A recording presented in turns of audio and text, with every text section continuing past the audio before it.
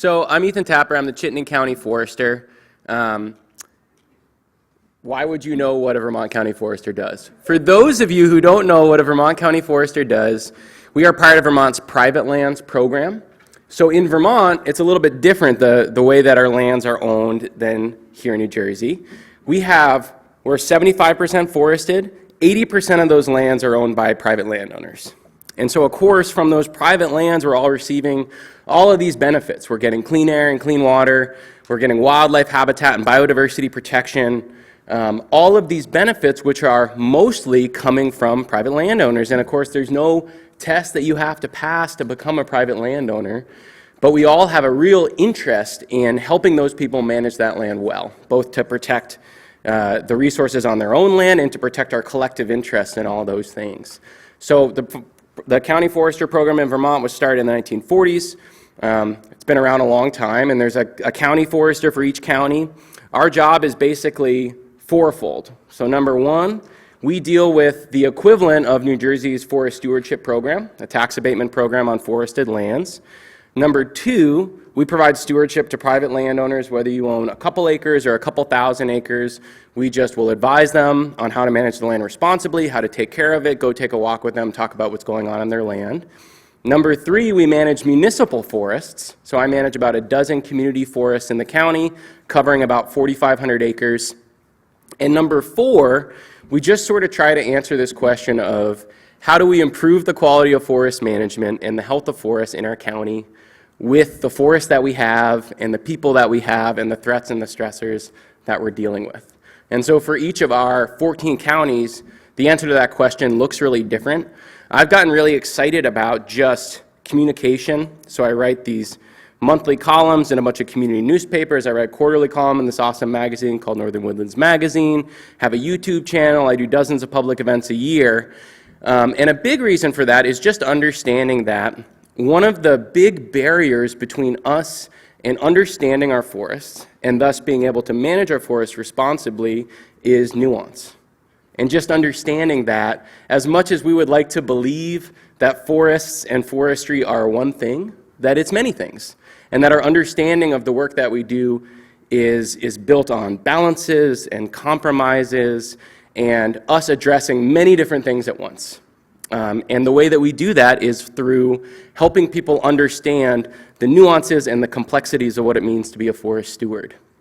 So in this presentation, we're going to talk just about, it's sort of the presentation that I will often give to people as almost an introductory presentation for how we think about forests, but then also getting into some more nuances of forest management, how we can think about the management of forests, and if we have time, a little bit into how we talk about forests and how we think about how we talk about forests. So reimagining forests. So this is something that I often will start a presentation or a walk with, is saying that we all know what forests are, right? And we're sure that we know what forests are. But just open yourself up to the possibility that our intuitive understanding with forests might not be exactly right. And that if we're really going to take care of forests, especially at this strange moment in time, we need to reimagine what they are and what it means to care for them. So what's a forest? You know one when you see one, right? It's a bunch of trees in a place. There's like some animals in there, maybe running around. A lot of people, it's one of these things where it's like, we all know what it is, but actually, what is it? This is a definition of a natural community. It's from this book called Wetland, Woodland, Wildland. It's a Vermont-focused book on the natural communities of Vermont by Liz Thompson and Eric Sorensen. And it has this definition that I think describes forests and other ecosystems really well. And it's that they are, quote, an interacting assemblage of organisms, their physical environment, and the natural processes that affect them. So it's the trees, but it's also all these other pieces and parts that comprise the system. It is trees and plants and birds and rodents and mosses and lichen and fungi, soils, and even the processes that move and shape those components of the forested ecosystem. So what we know about forest ecology is it's about all these living things. It's about non-living things like soil, although it's debatably also a living thing. And then it's also about even the way that forests change over time. And when you really get into the nuances of forest ecology, you find that these changes, and even stuff like tree mortality, are some of the most exciting parts of how forests work. So when I think of a forest, the best analogy that I have for it is it's like a coral reef. The trees are like the coral. They're this living structure around which this community is built.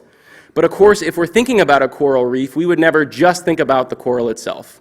We would think about this community that is woven around that living structure, right? And if we were to manage that coral reef, the success of our management will be based not on our ability to take care of just the coral, but to take care of that entire community. So that's what we're learning is, as we reimagine forests, we're reimagining them not just as the trees, but as this entire community. And reimagining what forest management is not just managing the individual life of each one of those trees, but how do we manage this entire system, including managing how it changes. Biodiversity is sort of like, it's a really important term. Anybody heard of that guy, E.O. Wilson? He's this amazing scientist. He's pretty famous. Look up E.O. Wilson, Edward O. Wilson. He's written a bunch of different books. He's a myrmecologist, which means he's an ant scientist. And he's just excited about biodiversity. Biodiversity is a contraction of biological diversity. And what biodiversity is the variation between species within an ecosystem, the variation between ecosystems across our landscape, and the variation between the genetics within an individual species. So it's the diversity of all these different things layered atop one another. And biodiversity is cool, right? We have all these different species, tens of thousands of species that comprise these forested ecosystems, and they are, of course, individually important and intrinsically important. And then we also realize that without that entire community of species, that forest cannot exist. So it's more than just about protecting things that are neat or that are pretty. It's about protecting the function of that system. And it's really hard. It's really hard to talk about how forests work and to talk about forest management because almost everybody that I meet, and I think that this is just intuitive, this is just ingrained in us, thinks that that is what a healthy forest looks like. It is evenly spaced trees, nothing growing in the understory. It looks like a park. And if you walk into that forest, most of us, on some level, you're like, yes, this is great. And if a lot of landowners, as they're managing their forests, they are, on some level or another, managing to that image. A lot of landowners, they're picking up dead wood that's laying on the ground, they're cutting down dead standing trees, they're trying to make their forest look like a park. They're raking up all the sticks and making them into windrows and all this stuff. So one thing I've realized about this is that understanding of what healthy forests look like is not intuitive to most people, certainly most people that I meet. It's something that we need to develop actively. And in order to do that, we need to understand that what a healthy forest looks like and what it means to take care of it is unintuitive. And so it will make us feel uncomfortable because we're going against this really intuitive idea of what a healthy forest looks like and what it means to take care of it. It's incredibly important and I think radical to sort of allow yourself to reimagine what a healthy forest looks like and what it means to take care of it, even when that makes us uncomfortable. What do healthy forests really look like? Bam! This is maybe like laying it on a little thick, but the point is, when you start to study forests over time, and you start to study them as complete communities, you find that what's really exciting about them is not the individual living trees and their ability to stay alive forever. What's exciting about them is the fact that they're dynamic, the fact that trees are dying, the fact that change is occurring, and all of the different things that means for a forest community. Well, the formatting on this one got a little weird. What that says is late successional / old growth forests. So we do have a template in some cases for what forests would look like if they were unmanaged. And this is what we call so-called old growth forests. I'll talk about in a second. Old growth can be a little bit of a term that can mean different things. Or late successional forest. What a late successional forest is basically a forest which has been undisturbed by people for a long period of time. How long? It depends on who you ask. It depends on the forest type. Some people would say 150 years. We think that for like the deadwood characteristics of late successional forest to develop, it's going to take more like 300 years plus. If we look at these late successional forests, they do not look like parks. They are multi-generational, so they feature all different sizes and ages of trees. They're combined by many different generations of trees in this multi-layered canopy comprised of that. They're diverse, but often they're sort of skewing towards these more shade-tolerant tree species. Where I live, that would be species like eastern hemlock and beech and sugar maple. There is deadwood absolutely everywhere. I actually have a funny story about that. In my county, there's this piece of forest called Williams Woods. And Williams Woods, it may have been cut a little bit in the past, but it was never cleared. And so I took this group out to Williams Woods, and they knew we were going to look at this old growth forest.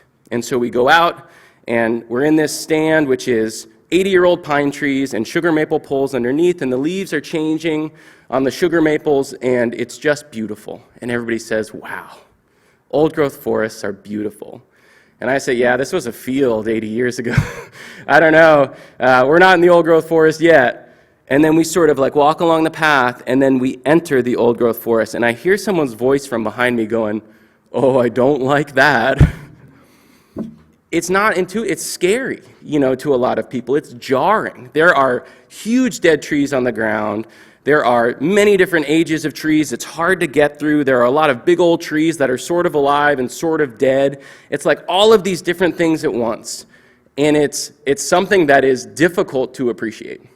And if we were to take out, again, mortality and the legacies of mortality, tree mortality, is such an important part of that if you were to take out a bunch of wildlife biologists and ecologists into an old growth forest, they wouldn't even be paying attention to the living trees mostly.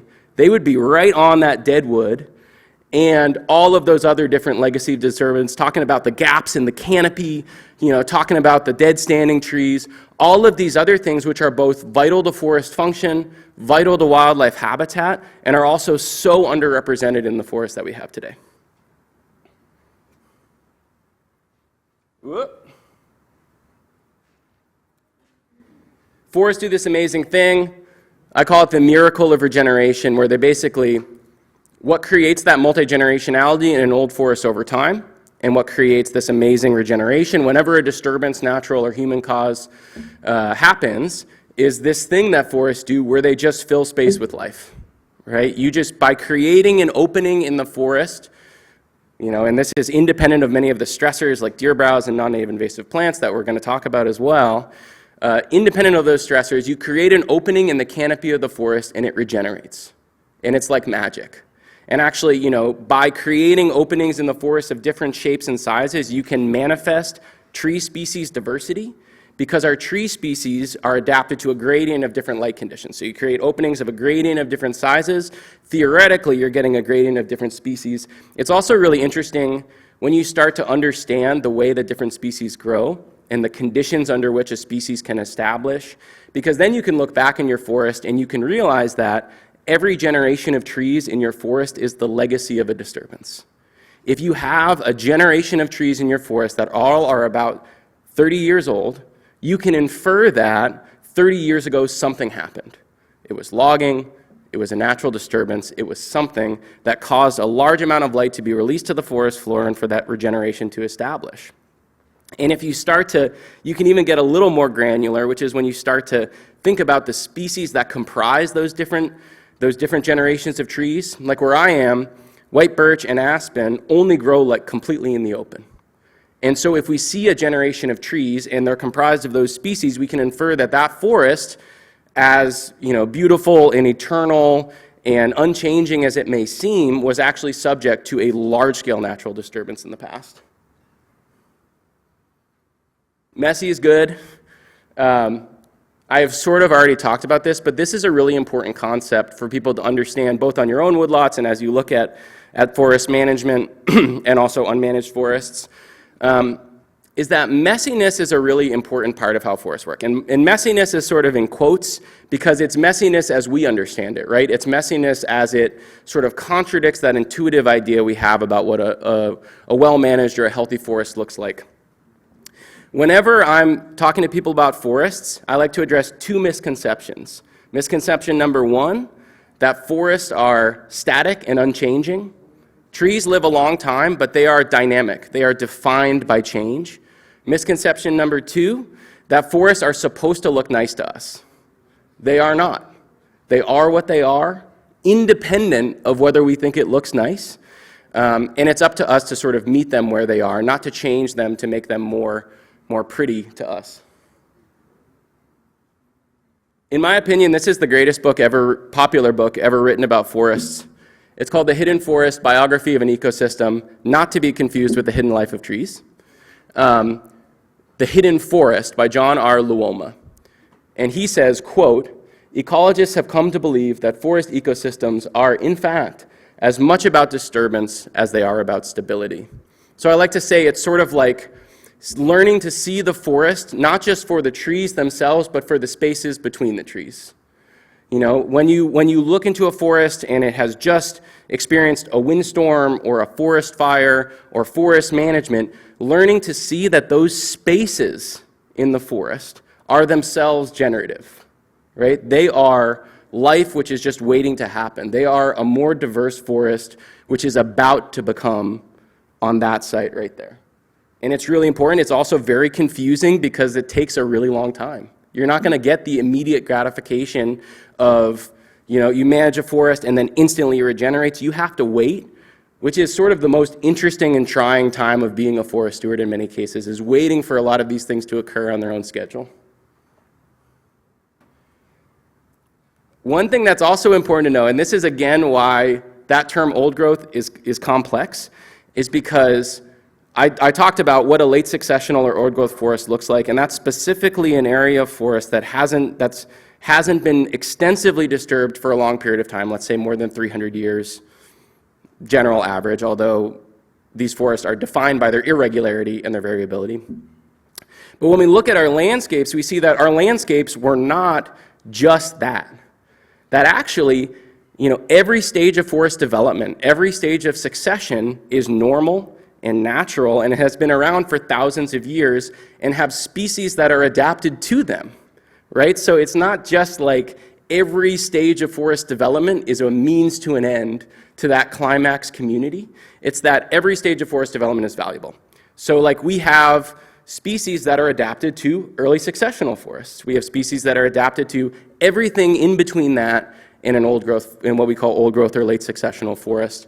And so what we really need is landscape level diversity. We need a diversity of forests at different stages of development, different types spread across our landscape, which is probably what we would have found if we were standing here 300 years ago. Would be not just a monolith, but many different things across our landscape. So I'm more familiar with Vermont's forest history than New Jersey's forest history, but fortunately, it's very similar. You can't talk about forests without talking about history. I'll put my phone up here so I can keep an eye on the time. So what we saw in New England in the 1800s, largely, was wholesale land clearing. So you can assume that virtually every forest you've ever been in was a pasture at some time in the 1800s, right? So we're replacing these forests which had been relatively undisturbed, although in New Jersey I know there was a fair amount of indigenous burning that was probably occurring around coastal areas.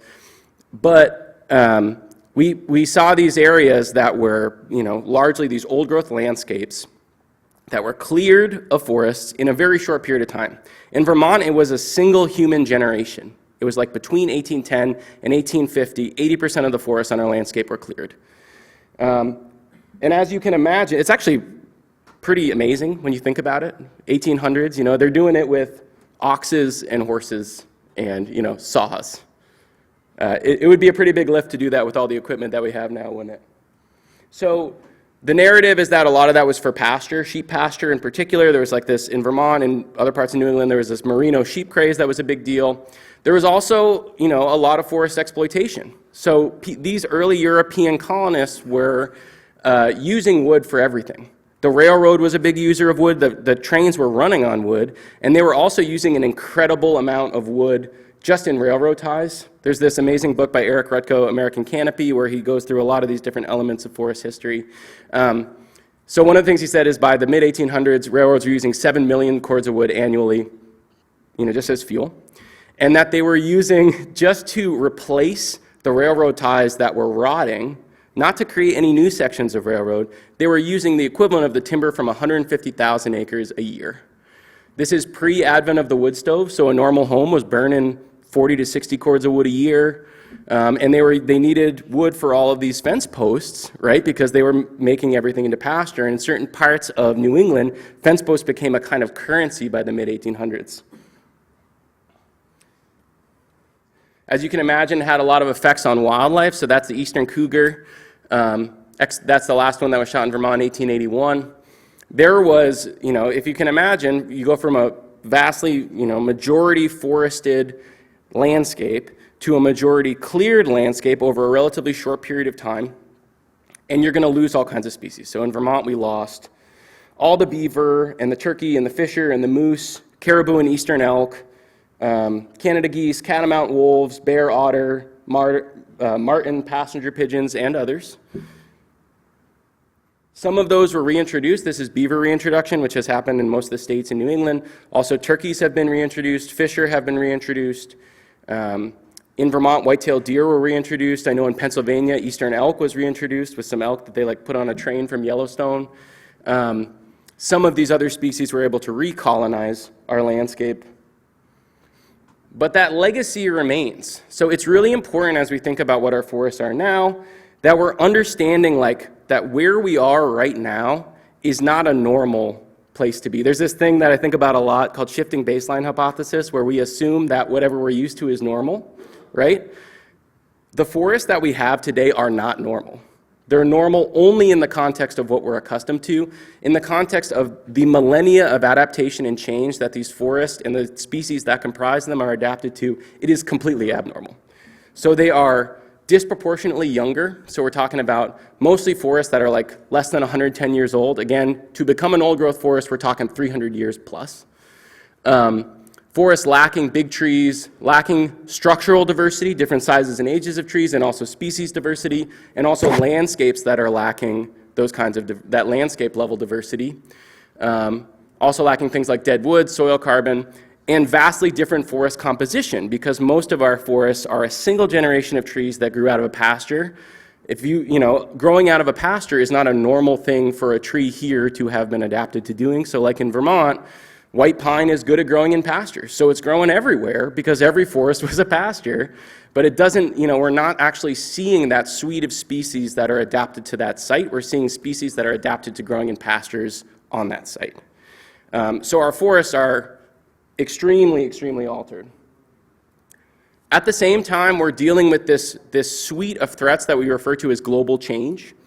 So global change, I find, as a forest steward, is a better way to think about the threats that our forests are facing in the future than climate change. Global change is the composite of all the threats and stressors that our forests face, which includes climate change and also things like non-native invasive plants, pests, pathogens, animals, pollution, forest loss, conversion, forest fragmentation, deforestation, global biodiversity loss, and all these other things, which together, if we were just responding to climate change, it would be relatively simple to understand what we need to do.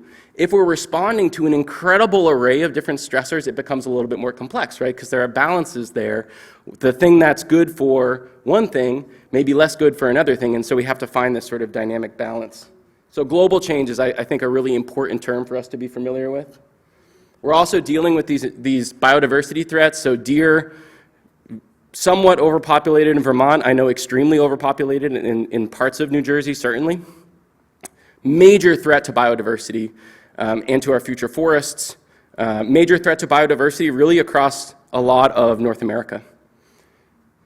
Non-native invasive plants, huge deal. Deforestation and development, as was mentioned in the last presentation, that's the one that really keeps me up at night, because we can't do anything unless we can keep our forests as forests.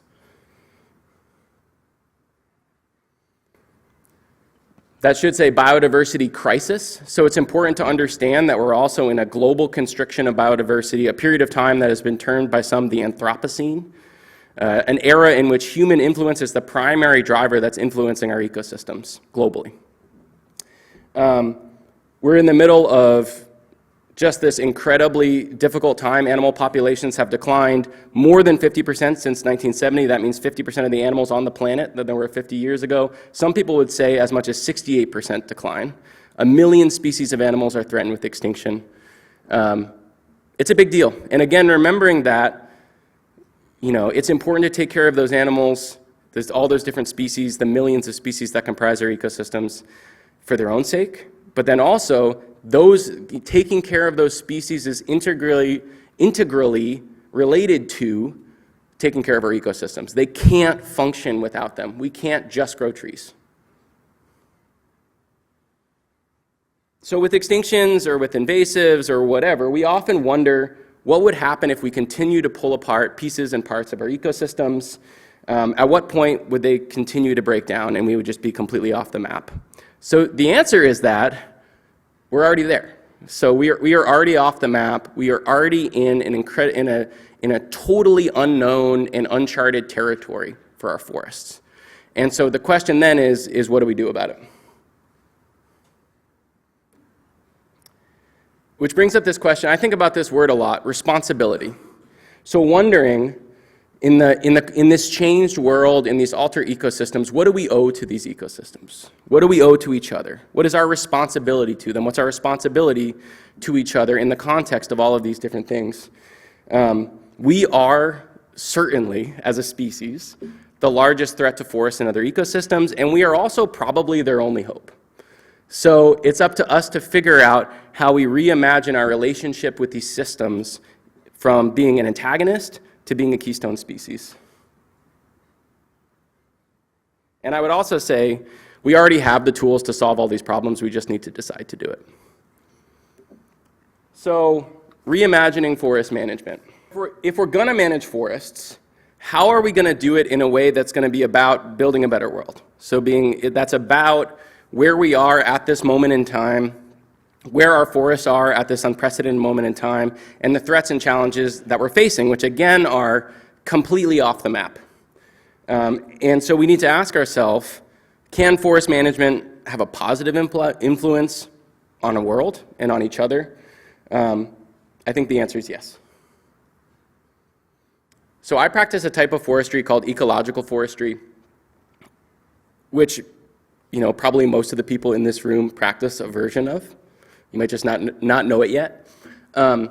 Ecological forestry is just basically the idea that we're managing forests like they manage themselves. So instead of treating a forest like it's a timber farm or a plantation or something that we're solely managing like a cornfield, we're looking at the way that natural forests work. We're looking at old growth forests, and we're looking at these natural disturbance regimes, the way that forests change over time, and we're trying to manage them within the context of the way that those systems work, right? It makes all the sense in the world. You're dealing with these incredibly intricate and beautiful system that is a forest, and then why wouldn't you want to manage that forest in the way that it works, right? What does that mean? It can mean a lot of different things. In some cases, it can mean doing nothing.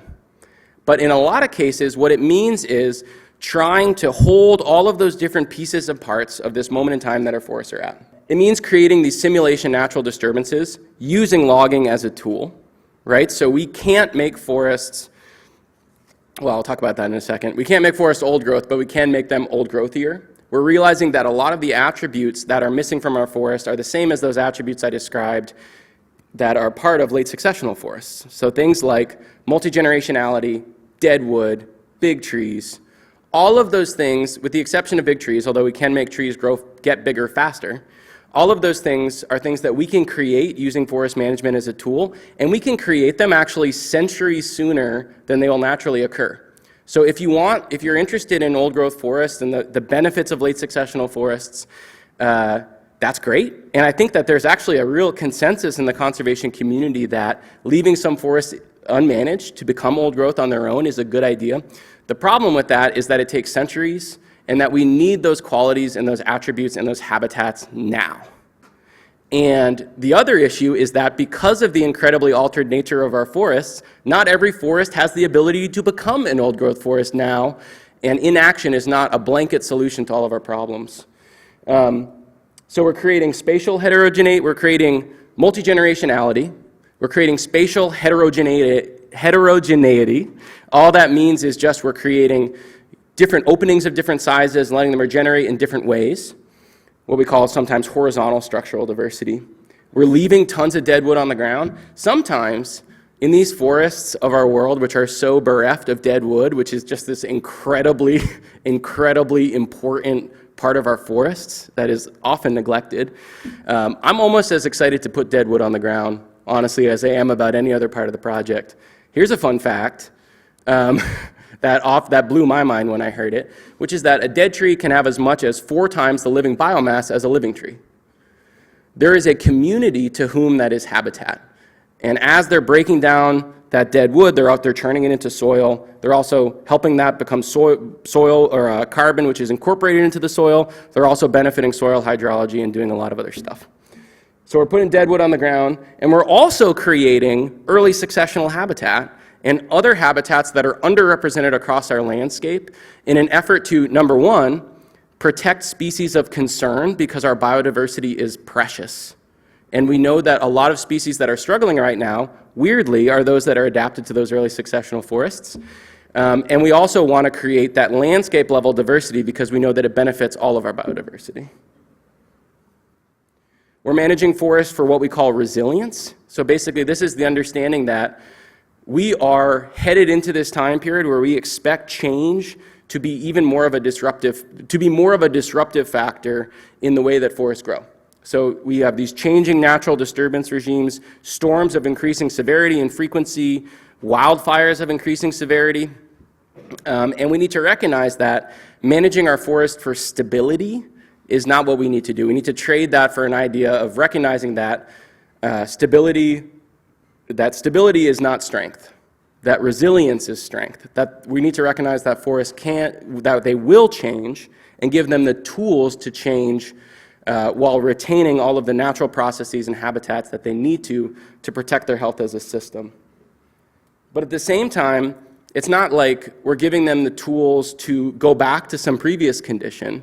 We're recognizing that they're never going to be like the old growth forests that were here 300 years ago. They're going to be changed.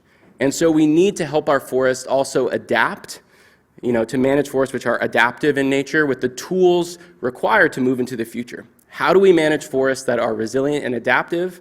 Interestingly, the recommendations that we're seeing are many of the same recommendations of managing for late successional forest attributes and also managing for old growth landscapes. So we don't want to put all of our eggs in one basket. We want to manage for a lot of different things at once. We want to manage for, within an individual forest, structural diversity, again, that multiple generations of trees, species diversity, different species of trees, big old trees, dead wood. Seems like it's the answer to everything, right? And then also having that landscape level diversity as well. And then also dealing with biodiversity threats. So a forest cannot change, cannot adapt, cannot respond to the stressors that we're facing or anything that we do if it doesn't have the ability to regenerate. So, or to be able to, steward that regeneration into the canopy. So dealing with things like non-native invasive plants, pests and pathogens, and deer overpopulation are really, really important parts of both forest adaptation and forest resilience. I've been getting into this sort of subset of ecological forestry, which is called managing for old growth characteristics. It's really exciting because, I think that people are captivated by old growth, both because it's like just cool and primeval, and also because it has all of these really interesting qualities, which we know are true, right? It stores a lot of carbon and has really unique biodiversity, and it's so underrepresented on our landscape. But what's really, really important to understand is that, old growth forests, for the most part, from a functional perspective, are not cool just because they're old. They are important because of the attributes that they have. Again, I don't know how many times I'm going to say this, multi-generationality, big trees, dead wood, spatial heterogeneity, etc., over and over again, which are, again, attributes that we can create. We can't make an old growth forest, but we can make it old growthier, again. So there's this really amazing resource from Tony D'Amato and Paul Catanzaro called Managing for Late Successional Attributes. So it's actually asking this question, saying, okay, well, we love old forests. We know that we want to protect all of our existing old forests. We know that we want to leave some forests unmanaged to become old forests, but also how do we actively address this moment that we're in by managing forests to be like old forests on a compressed time scale so that we can have those attributes in the short term. There's this idea of intact forests. Have any of you heard of this term? An intact forest? It's defined by some to be forests which are free from human intervention, right? So an intact forest, it doesn't matter what qualities it has, it doesn't matter what it looks like, it's just a forest that humans are not managing. And I sort of, maybe this is out of context if you haven't heard this term before, but I sort of chafe at this idea because, again, I think it is so important to understand that what makes a forest intact is the qualities that it has, right? It's not whether we're creating these attributes or whether these attributes are being created by a natural disturbance is less important to me than the fact that we have habitat for a wide range of our biodiversity, that we have forests that are adaptive and resilient, that we're giving our wildlife the tools to adapt to this moment, and that we're protecting this community writ large. That's what will make this forest intact. It doesn't matter if it's we're doing it or if it's happening naturally. It's that those attributes are there. 5 minutes. 2 more slides. And I think about this when I talk to landowners about that. It's actually sort of an exciting moment that we're in right now, right? Because we hear of these accounts of forests that existed here just a few hundred years ago. And we hear these accounts of just game and fish and life beyond imagining, right? We have the opportunity, if we choose to do so, to help rediscover a portion of that, right? So we have an opportunity to rediscover a capacity for life in our forests, again, by managing them and by helping them rediscover those attributes that have been lost and protecting all of these different species in all these different ways. We have an opportunity to do that and to sort of rediscover this capacity of life which we've never seen, right? Which is totally beyond our wildest imagination. And again, we need to choose to do so, and we need to be willing to make the uncomfortable choices necessary to get us there. We're not going to do it by doing nothing. So when I talk to people, look at that. When I talk to people about forests and about forest management, and I help them understand that the way that I see forest management is really as an act of compassion. What does it mean to love a forest in this moment in time? How do we address this moment that we're in, and how do we respond? And we talk about what we're doing, and I do these demonstration forest management projects.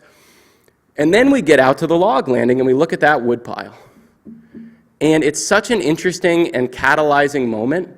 And the reason for that is because our challenge as forest stewards and as humans at this moment in time is not just to make our forests healthier, right? It's to find a way to do that while also living here.